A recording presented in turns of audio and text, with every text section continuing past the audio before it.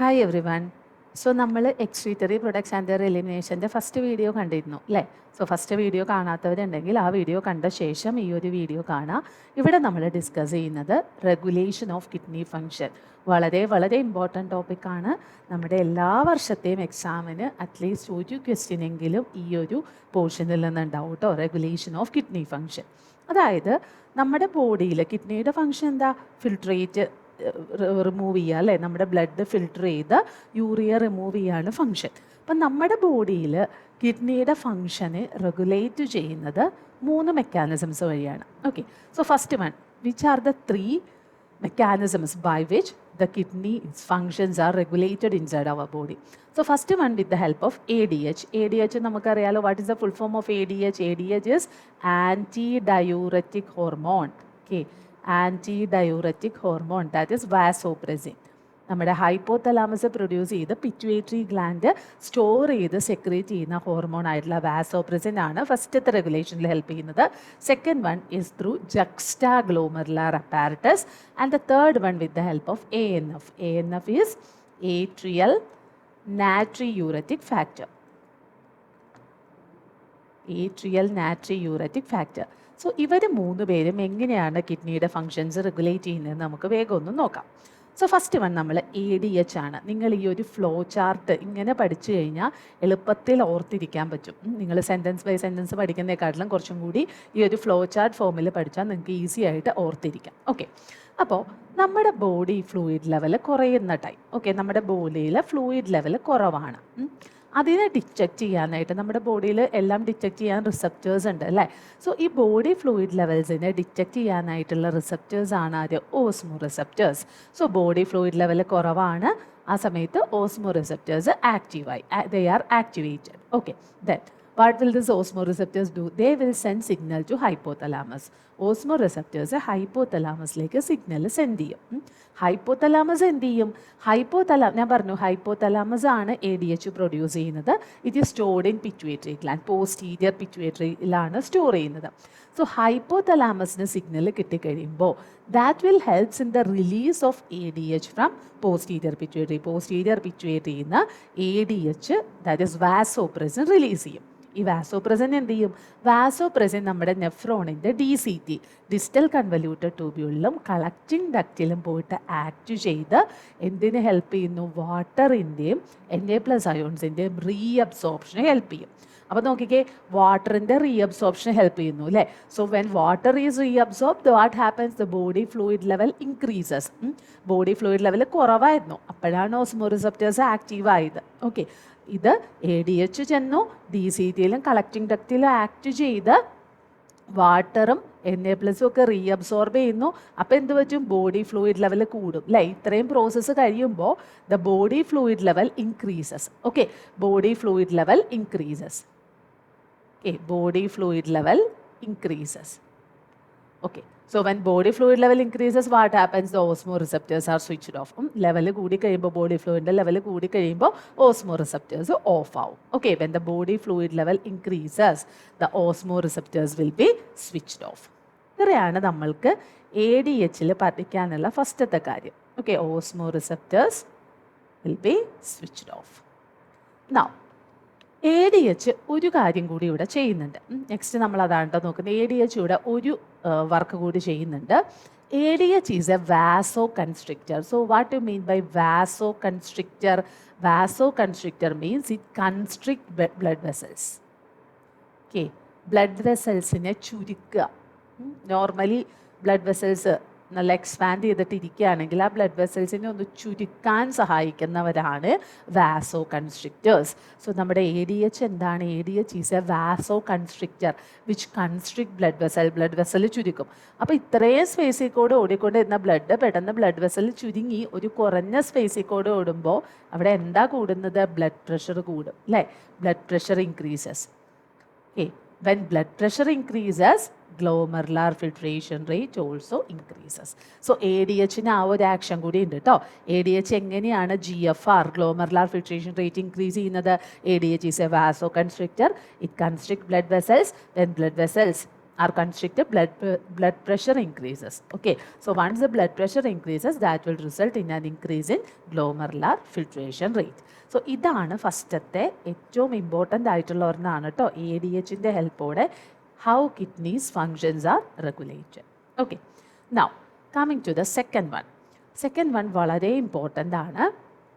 It is called renin angiotensin mechanism. renin angiotensin aldosterone mechanism എന്നും പറയൂ കേട്ടോ. Ras pathway എന്ന് നമ്മൾ പറയും. Okay, RAS pathway, renin angiotensin aldosterone pathway.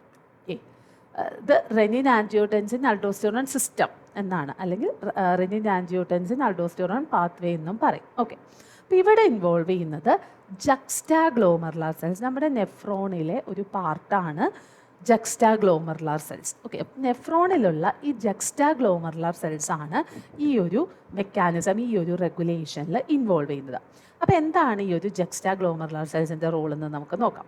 അപ്പോൾ ഇവിടെ ജക്സ്റ്റാഗ്ലോമറുലാർ സെൽസ് നമ്മുടെ GFR കുറഞ്ഞിരിക്കുന്ന കണ്ടീഷനാണെന്ന് വിചാരിച്ചോ. ഗ്ലോമറുലാർ ഫിൽട്രേഷൻ റേറ്റ് കുറവാണ്. Okay, so when GFR is low, glomerular filtration rate കുറവാണ്, ആ സമയത്ത് ആര് ആക്റ്റീവ് ആവും? JG cells. JG സെൽസ് എന്ന് പറഞ്ഞാൽ നമ്മുടെ ജക്സ്റ്റാഗ്ലോമറുലാർ സെൽസ് ആണ് കേട്ടോ. സോ ജക്സ്റ്റാഗ്ലോമറുലാർ സെൽസ് ആക്റ്റീവ് ആവും. Okay, so when GFR is low, the juxtaglomerular cells are activated. ഇനി ഈ ജക്സ്റ്റാഗ്ലോമറുലാർ സെൽസ് ഒരു സബ്സ്റ്റൻസ് റിലീസ് ചെയ്യും, റെനിൻ. ഓക്കെ, സ്പെല്ലിംഗ് ഓർക്കാം കേട്ടോ. ഒരെണ്ണാണുള്ളൂ ഈ റെനിന്. നമ്മൾ ഡൈജഷനിൽ, നിങ്ങൾക്ക് ഇപ്പോൾ ആ ടോപ്പിക്ക് ഡിലീറ്റഡ് ആണ്, അതിൽ പഠിക്കുന്ന റെനിന് ഡബിൾ N ഉണ്ട് ഡൈജഷനിൽ. ഇതല്ല, ഒരെൻ മാത്രമേ ഉള്ളൂ renin. Okay, so juxtaglomerular cells release ചെയ്യുന്ന സബ്സ്റ്റൻസ് ആണ് റെനിൻ. ഇനി ഈ റെനിൻ പോയിട്ട് എന്ത് ചെയ്യും? റെനിൻ ചെന്നിട്ട് നമ്മുടെ ബ്ലഡിൽ ഇനാക്റ്റീവ് ആയിട്ടുള്ള ഒരാളാണ്, ഒരു പ്രോട്ടീനാണ് ആൻജിയോടെൻസിനോജൻ. ഓക്കെ, ആൻജിയോടെൻസിനോജൻ. ഈ നമ്മൾ പെപ്സിനോജൻ, ട്രിപ്സിനോജൻ അവരൊക്കെ ഇനാക്റ്റീവാണ്. So this angiotensinogen is also an inactive protein. ഇതിനെ റെനിൻ ചെന്നിട്ട് ആദ്യം ആൻജിയോടെൻസിൻ 1 ആക്കും. അത് ആക്റ്റീവാണ് കേട്ടോ. ആദ്യം ആൻജിയോടെൻസിൻ 1 ആക്കും, ദെൻ ഈ ആൻജിയോടെൻസിൻ 1 എന്തായിട്ട് കൺവേർട്ട് ചെയ്യും? ആൻജിയോടെൻസിൻ 2 ആയിട്ട് കൺവേർട്ട് ചെയ്യും. Okay, so angiotensin 1 get converted into angiotensin 2. ഇനിയാണ് നമ്മൾ മെയിനായിട്ട് പറയുന്നത് ഈ ആൻജിയോടെൻസിൻ 2 എന്ന് പറയുന്നത് it is a vasoconstrictor. Angiotensin 2 is a vasoconstrictor. അപ്പോൾ എന്ത് ചെയ്യും? നമ്മൾ ഓൾറെഡി പഠിച്ചു അല്ലേ, നേരത്തെ ADH ഒരു വാസോ കൺസ്ട്രിക്റ്റർ ആയിട്ട് ആക്ട് ചെയ്യുന്നു പറഞ്ഞു. സെയിം മെത്തേഡ് തന്നെ. ഇതൊരു വാസോ കൺസ്ട്രിക്റ്റർ ആണ്. So it will increases blood pressure and thereby increases blood pressure and thereby increases GFR. Okay, നമ്മുടെ പ്രശ്നം എന്തായിരുന്നു? GFR കുറഞ്ഞു എന്നുള്ളതായിരുന്നു പ്രശ്നം. ഓക്കെ, ഇൻക്രീസസ് GFR അല്ലേ. നമ്മൾ സ്റ്റാർട്ട് ചെയ്ത എവിടെ നിന്നാ? GFR കുറഞ്ഞു. വെൻ GFR ഈസ് ലോ, അതായിരുന്നു പ്രശ്നം. ഇവിടെ ഇപ്പോൾ ആ പ്രശ്നം സോൾവ് ആയല്ലോ, GFR കൂടി. അതാണ് ഫസ്റ്റത്തെ കാര്യം നമ്മൾ ആൻജിയോടെൻസിനിൽ പഠിക്കാനുള്ളത്. സോ ആൻജിയോടെൻസിനോജനെ ആൻജിയോടെൻസിൻ 1 ആക്കുന്ന ആരാണ്? റെനിനാണ്. Then it converted into angiotensin 2 and this angiotensin 2 is a powerful vasoconstrictor. Okay, and it increases the blood pressure and thereby increases GFR. ഇനി ആൻജിയോടെൻസിന് വേറൊരു ആക്ഷൻ കൂടി ഉണ്ട്. So this angiotensin 2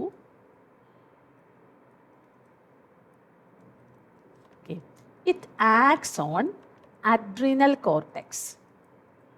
adrenal gland ഓർമ്മയുണ്ടല്ലോ, നമ്മുടെ കിഡ്നിയുടെ മുകളിലായിട്ട് അല്ലേ, കിഡ്നിയുടെ മുകളിൽ കാണുന്ന ഗ്ലാൻഡാണ് അഡ്രിനൽ ഗ്ലാൻഡ്. അഡ്രിനൽ ഗ്ലാൻഡിൻ്റെ ഔട്ടർ പാർട്ട് അഡ്രിനൽ കോർട്ടെക്സിൽ പോയിട്ട് ആക്ട് ചെയ്യും. അവിടെ നിന്ന് റിലീസ് ചെയ്യുന്ന ഹോർമോണാണ് aldosterone and it helps in the release of the hormone aldosterone. Aldosterone release ചെയ്യുന്നു. ഈ അൽഡോസ്റ്റിറോണിൻ്റെ റോൾ എന്താണെന്ന് വെച്ച് കഴിഞ്ഞാൽ ഇതും റീഅബ്സോർപ്ഷന് ഹെൽപ്പ് ചെയ്യും. So aldosterone will helps in the reabsorption of ആരൊക്കെ? Water and Na+. അവരെയാണ് മെയിനായിട്ട് റീഅബ്സോർപ്ഷനിൽ ഓർത്തിരിക്കുക കേട്ടോ. Reabsorption of Na+ and water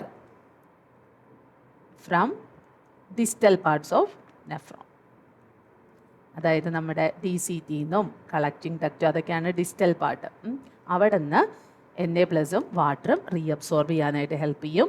so അങ്ങനെയും എന്ത് ഇൻക്രീസ് ചെയ്യും? GFR ഇൻക്രീസ് ചെയ്യും. Thus they help to increase GFR. So രണ്ട് മെക്കാനിസംസ് ഉണ്ട്. First one renin angiotensin. Renin angiotensin അവർ രണ്ടുപേരും മാത്രം. ദെൻ ആൻജിയോടെൻസിൻ ആരെ റിലീസ് ചെയ്യും? അൾഡോസ്റ്റിറോൺ. അതുകൊണ്ടാണ് നമ്മൾ റെനിൻ ആൻജിയോടെൻസിൻ അൾഡോസ്റ്റിറോൺ സിസ്റ്റം എന്ന് പറയുന്നത് കേട്ടോ. സോ ഇത് വളരെ വളരെ ഇമ്പോർട്ടൻ്റ് ആണ്. രണ്ട് രീതിയിൽ ക്വസ്റ്റ്യൻ ചോദിക്കും. റെനിൻ ആൻജിയോടെൻസിൻ അൾഡോസ്റ്റിറോൺ മെക്കാനിസം എന്ന് പറഞ്ഞ് ചോദിക്കാറുണ്ട്. അല്ലെങ്കിൽ ജക്സ്റ്റാഗ്ലോമറുലാർ അപ്പാരറ്റസ് എങ്ങനെയാണ് നമ്മുടെ കിഡ്നിയുടെ ഫംഗ്ഷനെ റെഗുലേറ്റ് ചെയ്യുന്ന അങ്ങനെയും ചോദിക്കാറുണ്ട്. നമുക്ക് ക്വസ്റ്റ്യൻസ് വെച്ച് നോക്കാം കേട്ടോ. അപ്പോൾ നിങ്ങൾക്ക് ഒരു ഐഡിയ കിട്ടും. Okay, now this is the question. The functioning of kidneys is effectively monitored and regulated by hormonal feedback mechanism involving the hypothalamus, juxtaglomerular apparatus and to a certain extent heart. Okay, മൂന്ന് പേരല്ലേ ഹൈപ്പോതലാമസിൽ വരുന്നത്? നമ്മുടെ ADH അല്ലേ, juxtaglomerular apparatus, അതുപോലെ heart. Explain the role of juxtaglomerular apparatus in the regulation of kidney function. നിങ്ങൾ ഏതാണ് answer ചെയ്യേണ്ടത്? നമ്മളെ പറഞ്ഞ ഇത്രയും കാര്യങ്ങൾ കേട്ടോ. ഇത്രയും കാര്യങ്ങളാണ് അവിടെ നിങ്ങൾ ഓർത്ത് വയ്ക്കേണ്ടത്. അതൊരു ഫ്ലോ ചാർട്ട് പോലെ തന്നെ എഴുതി പഠിക്കാൻ പറ്റിയ ഏറ്റവും നല്ലത്. നിങ്ങൾക്ക് പെട്ടെന്ന് തന്നെ ഓർത്തെടുക്കാൻ പറ്റും. ഓക്കെ, നൗ നമുക്ക് ഹാർട്ടിൻ്റെ ANF-ൻ്റെ കൂടി പറയാനുണ്ട്. ഓക്കെ, തേർഡ് റെഗുലേഷൻ വരുന്നത് ANF-ൻ്റെ ആണ്. Regulation by ANF. So what is the full form of ANF? ANF is atrial natriuretic factor. നമ്മുടെ ഹാർട്ടിൽ പ്രൊഡ്യൂസ് ചെയ്യുന്ന ആളാണ് ANF. Atrial natriuretic factor. അതായത് നമ്മുടെ ഇത് ഇത്രയും നേരം നമ്മൾ പറഞ്ഞത് എന്താ? GFR കൂട്ടുന്ന പരിപാടികളാണല്ലേ. ഇവിടെ GFR കുറയ്ക്കാം.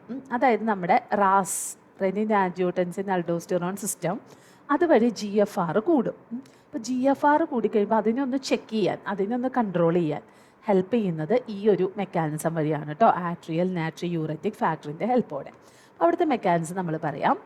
When increased blood flow to heart, ഹാർട്ടിലേക്കുള്ള ബ്ലഡ് ഫ്ലോ കൂടുന്നു.